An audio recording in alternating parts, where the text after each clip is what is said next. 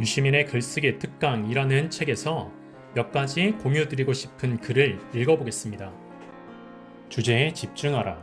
글을 쓸 때는 주제에 집중해야 한다. 엉뚱한 곳으로 가지 말아야 하고 관련 없는 문제나 정보를 끌어들이지 않아야 한다. 원래 쓰려고 했던 이유, 애초에 하려고 했던 이야기가 무엇인지 잊지 말고 처음부터 끝까지 직선으로 논리를 밀고 가야 한다. 이것이 논증의 미학을 실현하는 세 번째 규칙이다. 이 규칙을 지키려면 무엇보다 주관적 감정에 휘둘리지 않아야 한다. 감정을 느끼지 말라는 게 아니다. 감정을 느끼는 것이야 인간의 본성인데 어찌하겠는가. 그러나 자기의 감정에 대해 일정한 거리를 유지하면서 제어하고 관리할 수는 있다. 글을 쓸 때 감정에 빠지면 길을 잃기 쉽다. 주제를 벗어나 글이 엉뚱한 곳으로 흐르게 되고 주제와 상관없는 것을 들여와 글을 망치게 된다. 운동 경기 관전평이나 맛집 비행에서 이런 현상을 자주 본다. 어떤 선수나 특정한 맛에 대해 매우 강력한 호불호를 가진 사람이 그 감정에 빠지면 쉽게 논점 이탈의 오류를 저지른다. 예컨대 그날 경기에서 보여준 플레이가 아니라 여러 해 사귄 모델과 헤어지자마자 새 애인을 사귄 걸 가지고 축구선수 호날두를 비난한다든가, 재료와 양념을 제대로 소개하지도 않은 채 생선 매운탕에 방아잎을 넣었다는 이유로 어떤 식당의 음식 전체를 혹평하는 것이다.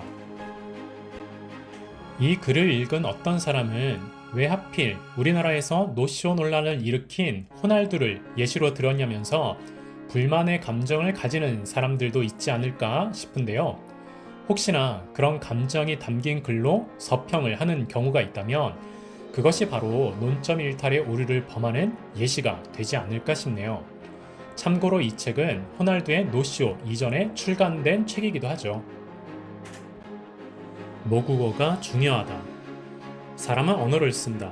소리를 듣거나 문자를 읽는 신체 기관에 장애가 있어도 언어를 쓸 수 있다. 청각장애인은 수화로 대화하고 시각장애인은 전자책을 읽는다. 헬렌 켈러 여사는 보지도 듣지도 못했지만 대학 교육을 받았고 훌륭한 글을 썼다. 세계 시민과 소통하면서 장애인과 노동자의 인간적 존엄을 실현하려고 평생 분투했다. 언어는 인간이 할 수 있는 모든 것 중에서 가장 신기한 것이 아닌가 싶다. 아무나 다 하는 건데 신기할 게 뭐 있느냐고 할지 모르겠지만 그게 그렇지 않다. 사람은 언어를 모르는 채 태어난다. 세상에 막 나왔을 때는 말을 알아듣지 못한다. 하지만 몇 달만 지나면 말귀를 알아듣고 1년 정도 더 지나면 말로 의사 표현을 할 수 있다.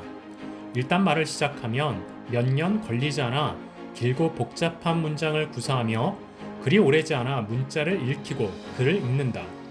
도대체 어떻게 이 일을 해내는 것일까? 아직은 완전하게 밝혀지지 않았다. 하지만 뇌과학 연구자들은 언어 습득의 비밀을 이해하는데 꼭 필요한 사실을 여럿 밝혀냈다. 인간의 모든 지적, 정신적, 정서적, 신체적 활동을 총괄하는 신체기관은 뇌다. 3층 구조로 된 이 1.4kg짜리 살덩어리는 수십억 년에 걸친 생물의 진화를 통해 만들어졌다. 언어 구사를 포함한 정신적, 지적 활동은 대뇌 피질이 관장한다. 글쓰기가 여기에 포함된다는 것은 말할 나위도 없다. 뇌에는 약 1000억 개의 신경세포가 있다. 뇌 신경세포는 저마다 수십 개에서 수천 개의 돌기를 만들어 다른 신경세포와 전기적, 화학적 신호를 교환한다. 뇌는 여러 신체기관이 전해준 정보를 빛의 속도만큼이나 빠르게 분석, 처리하며 각각의 신체기관이 상황에 맞는 운동을 하도록 명령한다. 우리가 자아를 인식하고 의식 활동을 할 수 있는 것은 뇌가 있기 때문이다. 자아나 지성, 의식은 물질이 아니라 뇌 신경세포가 주고받는 전기적, 화학적 신호의 집합일 뿐이다. 언어 구사는 뇌가 수행하는 여러 기능 중 하나다. 대뇌 피질은 영역마다 서로 다른 기능을 담당한다. 언어를 관장하는 영역도 물론 따로 있다. 이 영역은 뇌가 성장하는 동안 다른 일을 하는 영역과 함께 형성된다.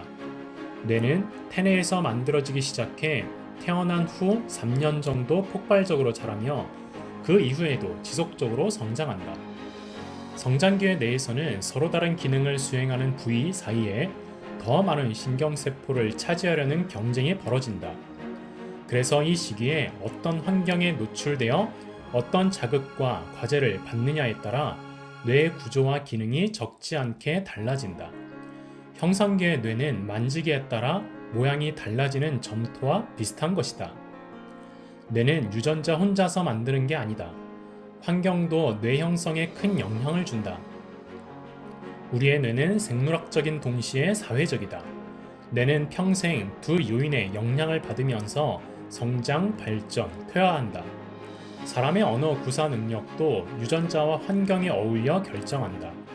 사람은 언어를 배우고 사용하는 데 필요한 생물학적 하드웨어를 지니고 태어나며 부모를 비롯한 주변 사람들과 교감하고 소통하면서 모국어라는 소프트웨어를 장착한다.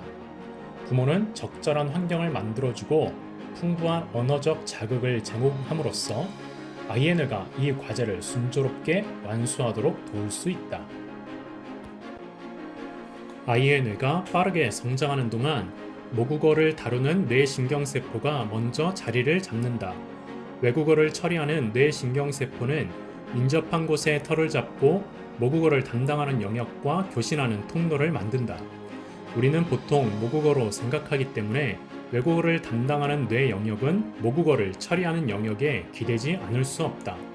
두 영역 사이에 정보를 교류하는 통로가 넓게 형성되고 교신이 원활하게 이루어질수록 외국어를 더 유창하게 할 수 있다. 통로가 아주 넓어져서 두 영역이 아예 한 덩어리처럼 되면 복수의 언어를 하나의 언어처럼 다룰 수 있다.